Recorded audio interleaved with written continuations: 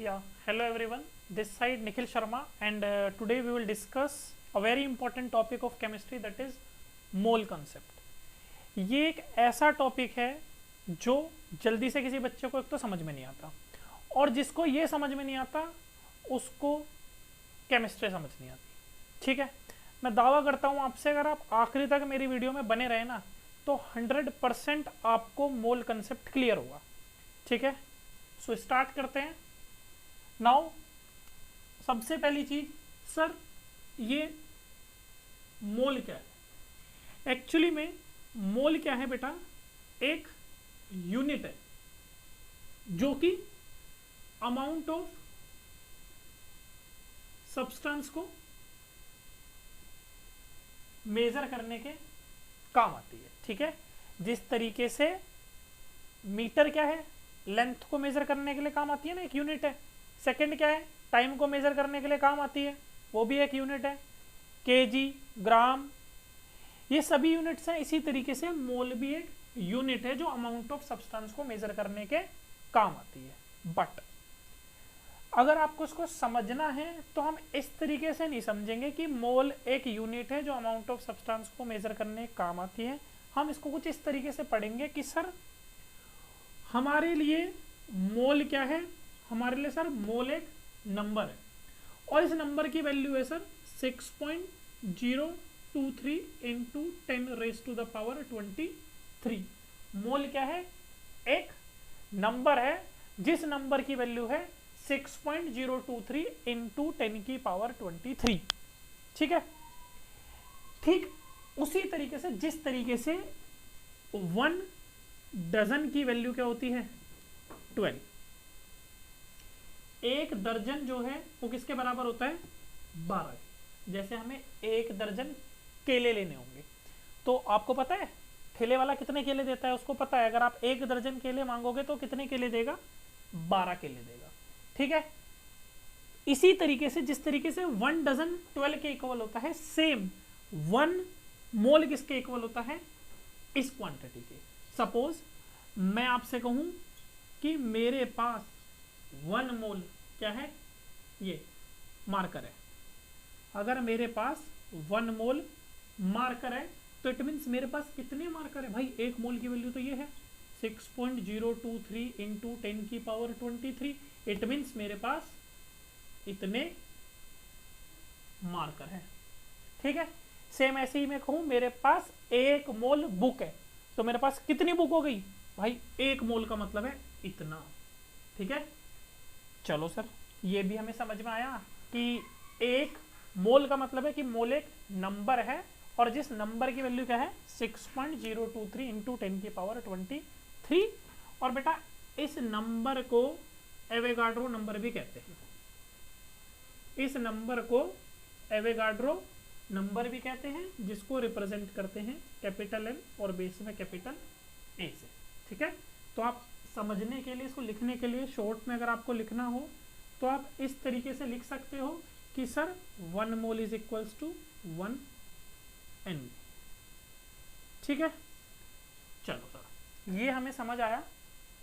अब आगे चलते हैं कि हम किस तरीके से मोल कंसेप्ट को यूज करेंगे, हम मोल्स किस तरीके से निकाल सकते हैं। ठीक है, मोल को निकालने के 3 तरीके हैं, 3 फॉर्मूले हैं। डायरेक्ट फॉर्मूला लिख दूंगा, उन्हें पढ़ लोगे तो मजा नहीं आने का।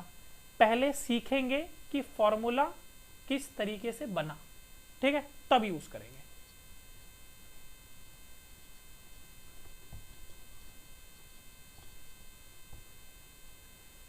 चलो, अब अगर मैं आपसे कहूं कि आप मुझे कार्बन एटम का मास बताओ कितना होता है, क्या कह रहा हूं मैं आपसे? देखो अभी मैं आपको फील कराऊंगा, मैं लेके जाऊंगा अभी मोल पे।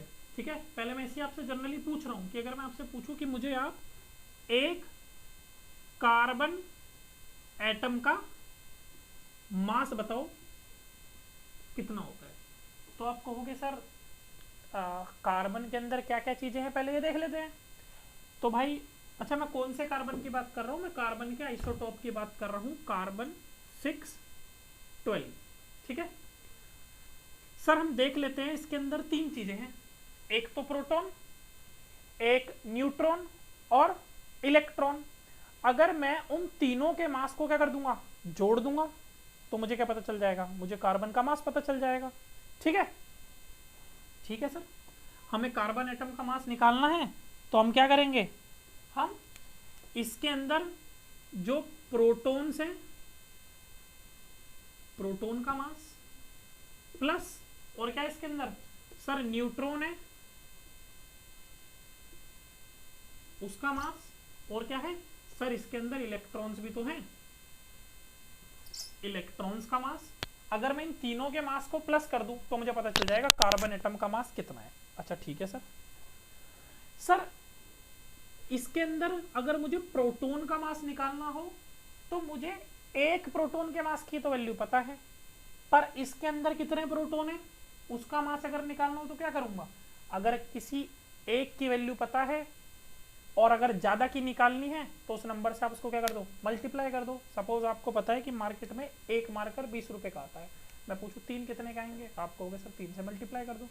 चलो बहुत बढ़िया, चलो सबसे पहले तो सर यही बता दो कि मास ऑफ प्रोटॉन कितना होता है। बेटा मास ऑफ प्रोटॉन होता है 1.67 इंटू 10 की power -24 gram. Sir mass of neutron कितना होता है, बेटा लगभग लगभग प्रोटॉन और न्यूट्रॉन का मास क्या होता है, बराबर होता है। और सर मास ऑफ इलेक्ट्रॉन कितना होता है, सर मास ऑफ इलेक्ट्रॉन होता है बेटा 9.1 इंटू 10 की पावर -27 ग्राम। ठीक है, अब हमें कार्बन एटम का मास निकालना है।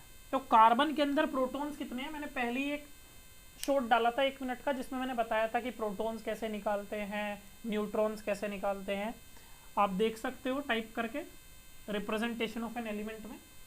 Now how many protons are there, 6 protons are there. तो जो भी एक प्रोटॉन का मास होगा उसमें मैं 6 की मल्टीप्लाई कर दूंगा तो मुझे टोटल प्रोटॉन का मास मिल जाएगा। सर नंबर ऑफ न्यूट्रॉन्स कैसे निकालते हैं, मास नंबर में से एटॉमिक नंबर को माइनस करके 12 में से 6 जाएंगे, कितने न्यूट्रॉन आ जाएंगे, 6।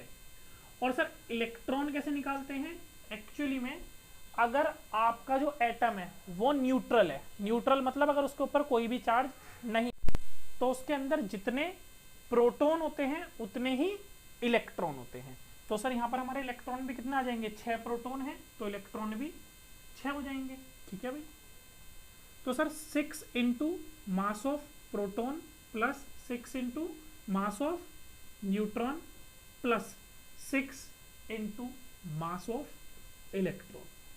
जानकर एक बात की खुशी होगी कि सर जो मास ऑफ इलेक्ट्रॉन होता है ना वो बेचारा बहुत बहुत बहुत छोटा होता है mass of proton and mass of neutron से, तो इसलिए हम इसको क्या कर देंगे, निगलेक्ट। ठीक है, तो अब आपके पास यहाँ पर बचे 6 into mass of proton plus 6 into mass of neutron. Proton और न्यूट्रॉन दोनों का ही मास क्या होता है, बराबर होता है, तो मैंने मास ऑफ न्यूट्रॉन को भी क्या लिख लिया, mass of proton. 6 mass of proton plus 6 mass of proton, क्या हम 6 कॉमन ले सकते हैं, या मैं इसको ये लिख दूं 6 plus 6 is 12 mass of proton. Sir mass of proton की वैल्यू क्या है, 1.67 इंटू 10 की पावर -24 ग्राम। ठीक है, शायद थोड़ा सा दिख नहीं रहा है तो मैं इसको रब करके हल्का सा इधर लिख देता हूँ कि मास ऑफ प्रोटॉन की वैल्यू क्या है, 12 इंटू 1.67 इंटू 10 की power -24 gram. Now this term 1.67 into 10 की पावर -24 ग्राम, ये इक्वल होती है बेटा 1 AMU के। तो 12 इंटू 1 AMU, और you can write 12 AMU। This is the mass of 1 carbon atom. एक कार्बन एटम का मास कितना होता है, 12 AMU। AMU means atomic mass unit. चलो सर ये तो क्लियर हुआ कि एक कार्बन एटम का जो मास होता है वो 12 AMU के बराबर होता है। निकाल के देख लेते हैं। एक कार्बन एटम का तो हमने आसानी से निकाल लिया। अगर हमसे पूछा जाए 1 मोल कार्बन एटम का मास बताओ कितना होगा, तो कैसे निकालेंगे। सर हम एक चीज जानते हैं कि आप 1 मोल कार्बन एटम का हो या आप मेरे से कहो कि एक मोल की वैल्यू कितनी होती है 6.023 इंटू 10⁻23। एक मोल कार्बन एटम का मास निकालना हो या फिर इतने कार्बन एटम का मास निकालना हो, एक ही बात है। हाँ जी सर, एक ही बात। ठीक है, निकाल लेते हैं सर। पहले हमें अभी अभी हमने निकाला था एक कार्बन एटम का, हमने जब मास निकाला था ना तो वो आया था सर 12 AMU। सर AMU को अगर मैं ग्राम में लिखूं तो 1 AMU किसके बराबर था सर? जो हमारा प्रोटॉन का मास आ रहा था 1.67 इंटू 10⁻24 ग्राम। यहां तक किसी को कोई दिक्कत? एक कार्बन एटम का मास अभी भी हमने निकाला था 12 AMU और 1 AMU किसके इक्वल था 1.67 इंटू 10⁻24 ग्राम के। तो एक कार्बन एटम का मास इतना हो गया। मैंने अभी बताया अगर आपको किसी चीज के 1 क्वांटिटी की वैल्यू पता है और मैं n क्वांटिटी की पूछूं तो n की उसमें मल्टीप्लाई हो जाती है। तो सर एक कार्बन एटम का मास हमें पता है, इतने कार्बन एटम का मास निकालना है 6.023 इंटू 10⁻23। कार्बन एटम्स का मास कितना होगा?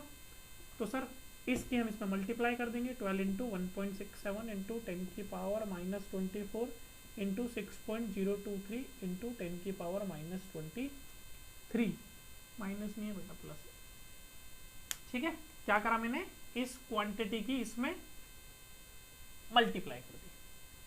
और बढ़िया बात क्या है, जब आप इन दोनों की आपस में मल्टीप्लाई करोगे तो आपको कितना मिलेगा रिजल्ट? 1। इट मीन्स जो आपका आंसर आ गया वो क्या आ गया? दोबारा से 12 AMU। क्या 12 AMU ही आएगा या कुछ और आएगा? सर आएगा तो 12 ही, बट AMU नहीं होगा। हमने AMU को चेंज कर लिया था किसमें? ग्राम में। तो नाउ द आंसर इज 12 ग्राम। अरे सर ये क्या हो गया बेटा? यही तो समझने वाली चीज है। एक कार्बन एटम का मास किसके बराबर होता है? 12 AMU के। But 1 mole of carbon atom का मास किसके बराबर होता है? 12 ग्राम के। और इस मास को आप क्या बोलोगे? इस मास को हम बोलते हैं मोलर मास। इस मास को हम क्या बोलते हैं? Molar mass. और मोलर मास को अभी अभी जो आपने एक कार्बन एटम का मास निकाला था 12 AMU आया था, ठीक है। और ये जो आ रहा है ये 1 मोल ऑफ कार्बन एटम का आ रहा है, मोल्स का निकाल रहे हैं, इसलिए इसको क्या बोलते हैं? मोलर मास बोलते हैं। और मोलर मास जब आप क्या निकाल रहे हो, किस ग्राम में निकाल रहे हो, तो इसको बेटा ग्राम एटॉमिक मास भी कहा जाता है। क्या कहते हैं इसको? ग्राम एटॉमिक मास भी कहते हैं। ठीक है, यहाँ तक कोई दिक्कत हो तो बताओ, अगर दिक्कत नहीं है तो आगे चलते हैं, क्योंकि अब मज़ा आने वाला है। अब आप जानने वाले हो पहले फॉर्मूले पे, पहला फॉर्मूला हम देखने वाले हैं कि किस तरीके से आया है। ठीक है, चलो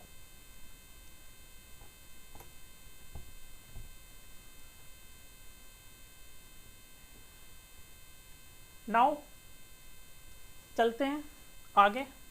हमने देख लिया कि सर एक कार्बन एटम का मास भी हमने निकाला जो कि कितना आया था 12 AMU, और एक मोल कार्बन एटम का भी मास हमने देख लिया जो कि कितना आया था 12 ग्राम आया था। ठीक है सर, अब अगर हमसे पूछा जाए कि आप सर मोल्स बहुत कर रहे हो आप, अब एक बार नंबर ऑफ मोल्स ही कैलकुलेट करके दिखा दो। आप मुझे कैलकुलेट करके दिखाओ कि number of moles of carbon atom in 48 gram of carbon. क्या कहा मैंने आपसे कि आपको क्या निकालने हैं? Number of moles of carbon atom निकालने हैं। कितने में? 48 ग्राम ऑफ कार्बन में।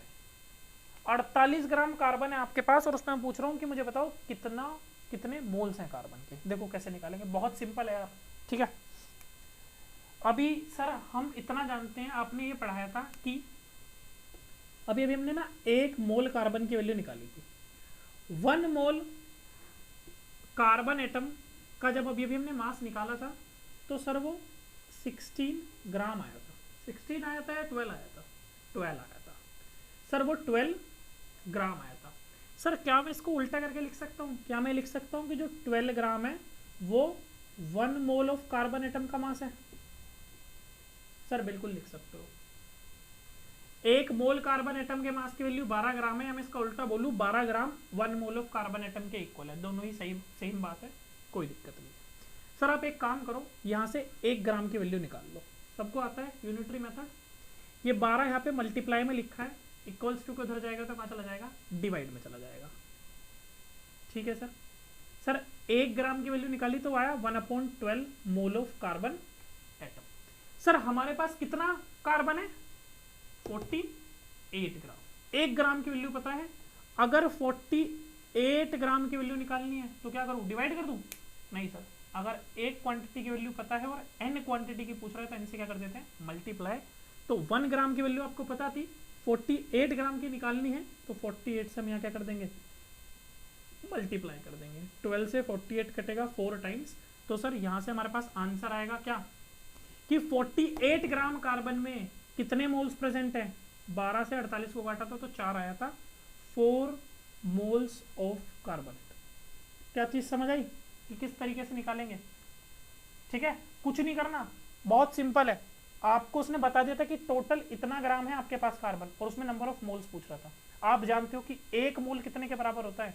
सर 1 मोल 12 ग्राम के बराबर होता है। अगर 1 मोल 12 ग्राम के बराबर है तो क्या मैं इसको उल्टा लिख सकता था, 12 ग्राम इतने मोल के बराबर है। 1 ग्राम की वैल्यू निकाली, 48 ग्राम था तो उससे हमने क्या कर दिया, मल्टीप्लाई कर दिया, रिजल्ट आया कि सर 4 मोल। सर क्या हम बार बार इसी तरीके से निकालेंगे? नहीं बेटा, यहीं से हम एक फॉर्मूला जनरेट कर लेते हैं जो कि आपको बुक्स में डायरेक्ट लिखा हुआ मिलेगा, नंबर ऑफ मोल्स को कैलकुलेट करने का। देखो हमने क्या करा, मैंने नंबर ऑफ मोल्स किस तरीके से कैलकुलेट करें यहीं से समझना है हमें। ये 48 क्या था, ये 48 क्या था, जो हमें कार्बन का मास गिवन था। तो आप कहोगे नंबर ऑफ मोल्स निकालना है तो जो भी हमें गिवन मास हो, या मैं कहूँ जो भी हमें गिवन वेट हो, उसको डिवाइड करना है किससे। ये 12 क्या है, 12 is the molar mass of carbon. तो आपको गिवन वेट को किससे डिवाइड करना है, मोलर मास से डिवाइड कर देना है, किसके, जो भी एलिमेंट आपको गिवन होगा। ये आपका पहला फॉर्मूला है बेटा, ये आपका पहला फॉर्मूला है। आपको नंबर ऑफ मोल्स किस तरीके से निकालने हैं, गिवन वेट को डिवाइड कर देना है मोलर मास से। अब आप इसको डायरेक्ट याद कर सकते हो, आप इसको डायरेक्ट यूज करो।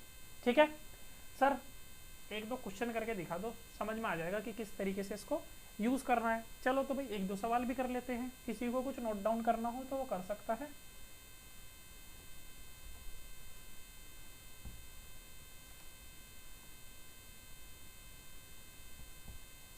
ठीक है सर, चलो नंबर ऑफ मोल्स कैलकुलेट करेंगे, डायरेक्ट क्या करेंगे, अब हम फॉर्मूला यूज करेंगे। पहला क्वेश्चन, आपको 32 gram of sulphur atom given है, सब में आपको नंबर ऑफ मोल्स निकालने हैं। ठीक है, 32 ग्राम ऑफ सल्फर गिवन दिया, और दूसरे पार्ट में मैं आपको गिवन दे देता हूं same 32 gram of oxygen atom. I think दो ही से हम समझ लेंगे, 2 क्वेश्चन से हमें क्लियर हो जाएगा कि क्या करना है और कैसे करना है। दोनों में आपको नंबर ऑफ मोल्स निकालने हैं, वो पहले वाला पार्ट देख लेते हैं। Sir 32 gram of sulphur given है, अभी आपने कहा था सर नंबर ऑफ मोल्स निकालने हैं तो गिवन वेट को उसके मोलर वेट से क्या करना होता है, मोलर मास से डिवाइड करना होता है। सर यहाँ पर गिवन वेट कितना है सल्फर का, 32 ग्राम। अरे सर मोलर वेट तो हमें पता ही नहीं है सल्फर का, बेटा याद कर लेना। ठीक है, ये सभी के मोलर वेट याद रख लेना। मैंने एक शॉर्ट ट्रिक भी डाली थी कि एटॉमिक नंबर से आप मोलर वेट कैसे याद कर सकते हो।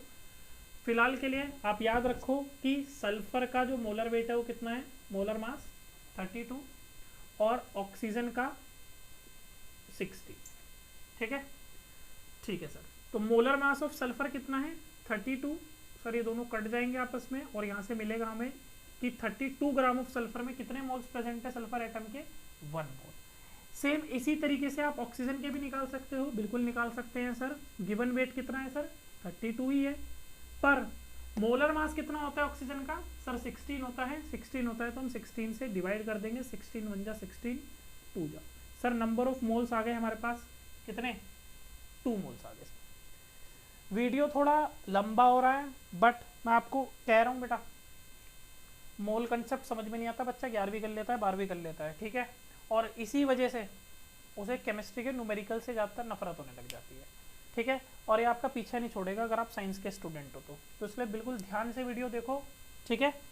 100% गारंटी है क्लियर होगा भाई साहब, 100% क्लियर होगा। ये पहला फॉर्मूला था जो हमने डिराइव करा था, ठीक है, किसका, नंबर ऑफ मोल्स को कैलकुलेट करने का, ठीक है। Now sir number of moles निकालने हमें आ गए, अगर पेपर में हमसे नंबर ऑफ एटम्स पूछ ले तो कैसे निकालेंगे?